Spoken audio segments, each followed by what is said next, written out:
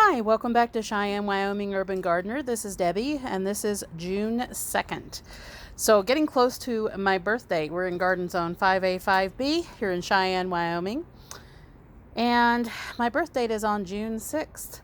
So getting pretty close to there. I enjoyed some Old Chicago pizza today. I got a free pizza from Old Chicago. We enjoyed that. And then I went out and bought some more plants. I keep getting plants.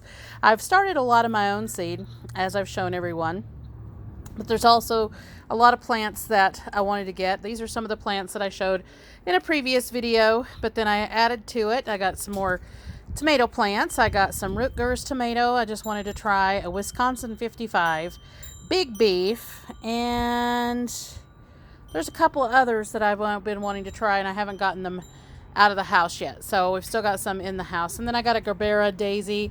Had been looking for a nice red one, finally found that, and a few other things.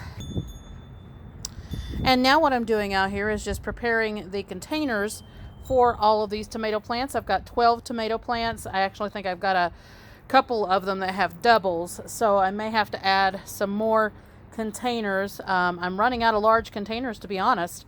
We have went through and used just about all of the large containers that I have, and I had to get a different type of soil. This one is a Pro Mix, a lot more expensive than the Master Garden soil that I get and I prefer. So I've kind of offset the cost of that.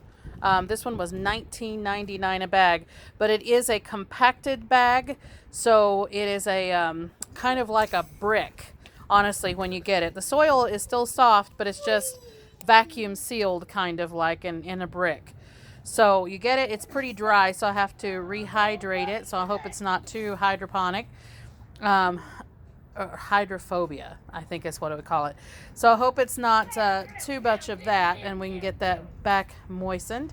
And anyway, it basically equals up to 4 cubic feet in one container, which is supposed to be 2 cubic feet.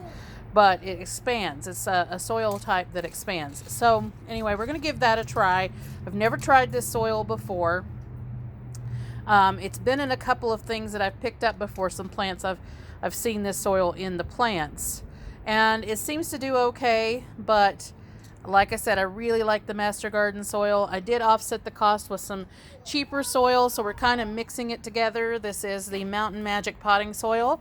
And then I always use the Mountain Magic compost and manure. And these guys are like $2 a bag. So really, really cheap. And I actually got a discount on these because all of them had holes in the bags. So they had dribbled out a little bit of soil, something like that. Not anything too bad, but I did get a discount on these. But I do get all of my stuff at Menards. So once we get moved, if there's not a Menards that is local, then I'm going to be kind of out of my element on getting soil. But hopefully by that point, we can have our own compost piles and our own soil that we will be making. So I do a little bit of that because we have a lot of soil that comes out of these containers. When we pull plants out and we get them transplanted, there will always be soil left behind. So I actually will take all of that soil and just add it to containers as I go. I do a lot of that with the kiddie pools, and it does equal up to quite a bit of soil when you add it all together. So anyway, what I'm doing right now is preparing this soil how I usually do it in containers, so we have such good success on growing plants. I wanted to show you a little bit of that process. I've done it in the past in some videos, but this is kind of an update on how I do the soil. So I have a couple of containers here. Most of them are already full, but I do have a couple of containers that I wanted to show you how I start. I basically have added some soil that came out of those little containers like that over there from plants that were left, had soil left behind after we had transplanted them. So I added some of that in there, and then I added a little bit of some typically use Job's organic fertilizer. Job's organic fertilizer. I'll add a layer of that. Then I add a layer of compost on the top out of the Mountain Magic compost and manure. So I'll add a layer of that, which you can see right here. I've already added the first 2 layers into this container. So the bottom layer just has some leftover soil from transplanting plants, and then a layer of the Job's organic fertilizer, and then on top of that we have our compost, and then I will add now the soil. So then you will get to a process of this. Now on these previous containers, I've got some containers over here that look a little different. I am doing a little bit of an experiment. I always do that as I am planting. If I have a different type of soil that I'm not used to, then I will do a little bit of some experimenting. So what I've done is I've got the Pro Mix soil in the lighter colored container, or in the lighter color soil in the container, and then in the darker soil in the containers, that is just the Mountain Magic potting soil mix. Now sometimes I add extra vermiculite, but this one actually had quite a bit of vermiculite in it this time, so you can kind of judge the bags as you go, because however they do the soil, they usually just basically make the soil by doing the same process that we do.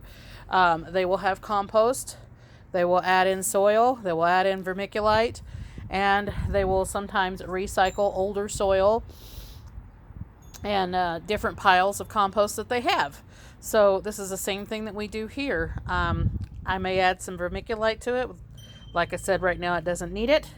And then this one, obviously the Pro Mix has a lot more vermiculite. You can see it in there, and probably a little bit of perlite as well. I don't really use the perlite too often because I don't need that to break up the soil, because that's really what you use the perlite for, is to break up the soil. I would rather use the vermiculite because that retains the moisture within the soil. So we have a bit of that in there already mixed in. So that is what we do. We just go ahead and get this all mixed together, and then we add our soil, and then we plant our plants. All these containers, there's 11 here, are going to be used for tomatoes. And then I have one out here by itself because I just didn't have enough room in this section, where I'm going to have another container. And of course, these guys, the other containers, have different soil. These have the Master Garden soil in them. So it does look a lot different than the Pro Mix or the Mountain Magic. And we just got a couple of tomatoes in here. This is a super sauce tomato that I had left over. It's still pretty young, so it still looks pretty tender, and hopefully it will survive. If it doesn't, we do have some replacements. But anyway, here's the other container that we have out here. We'll get that one filled up basically the same way. I haven't added the Job's organic fertilizer as yet, but I have put a little bit of compost in there. Sometimes I use compost on the bottom. I didn't have any more soil to recycle, so that is what we're doing here. We're just adding in the compost, and I will put the layer of Job's organic fertilizer and then the soil on top of that, and then we will plant in. So there you have it. That's how I do my soil in my containers. I found that the layering of the compost and the organic fertilizers that you have, you can use just about anything. I prefer the Job's organic, but you can use anything that you have on hand. That does really, really well with providing enough nutrients for all of these container plants. So like, subscribe, hit the notification bell for notices on new videos as they come out, and we will see you in the next one.